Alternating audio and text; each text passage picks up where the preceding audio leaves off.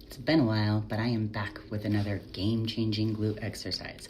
I actually had a couple of people send me this variation of a banded split squat that claims to blast your glutes while magically shutting off your quads and keeping everything under perfect tension. If that sounds too good to be true, it's because it is. I would like to think that I understand muscle mechanics and exercise science pretty well, and even for me, it took 4 attempts to get anything even close to the accurate movement pattern engagement promised here. So in my opinion, this setup is going to be more risky gimmick than an actually effective workout. So first off, there is no way to eliminate your quads in a split squat. You can adjust your form to get more or less quad involvement, but at the end of the day, the quads still handle knee extension. So when you stand up, the quads have to engage to extend your knee.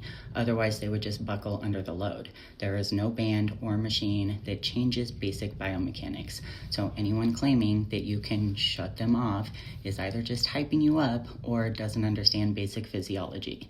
Now let's talk about stabilization. In a regular split squat where you are using dumbbells or a barbell without any machines, you have the freedom to move naturally. Your body can make tiny adjustments to stay balanced, like shifting your weight a little bit side to side or forward and back, and that's how our joints and muscles are designed to work together.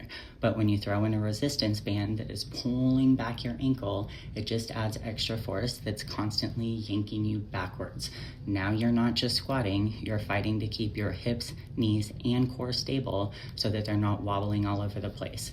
It's like trying to walk a tightrope while someone is tugging on your leg from behind.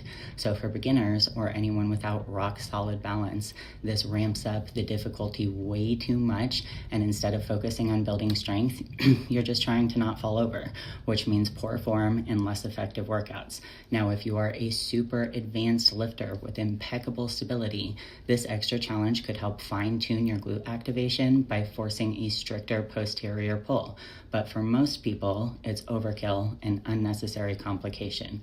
Exercises like squats are considered to be closed chain, meaning that both feet are planted on the ground and your body pushes against a fixed surface, or in the case of a split squat, one foot is planted flat and the other is still touching a surface, either the floor or a bench behind you, to provide stability.